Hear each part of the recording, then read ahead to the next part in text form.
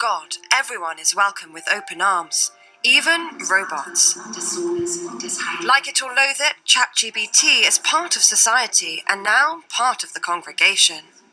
As Germany's churches experience a drop in numbers of pastors, this church in the Bavarian town of Fürth has the answer by using artificial intelligence. During service, this avatar preached to more than 300 people for Mass. But can we really commune with robots? I was pleasantly surprised at how well it worked, but one thing I definitely missed, of course, was simply emotionality. It was exciting, interesting, but for me it was too monotonous. The avatar spoke too quickly. Sometimes you couldn't really think in your head during the service. It wasn't personal enough.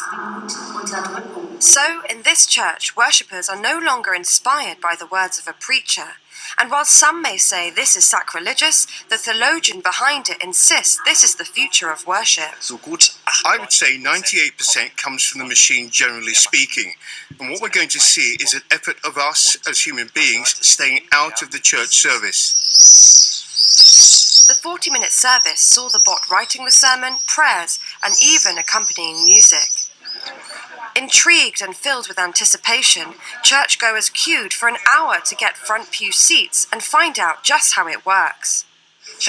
I told the artificial intelligence, we are at the church congress, you are a preacher, and the motto is, now is the time. What would a church service look like?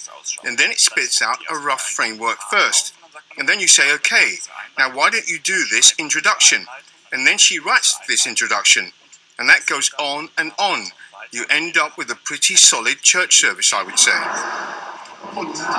Whether you're a believer or not, the use of AI arguably brings services into the 21st century, allowing them to become more accessible and inclusive. But there's certainly no doubt it takes practice what you preach to a whole new level.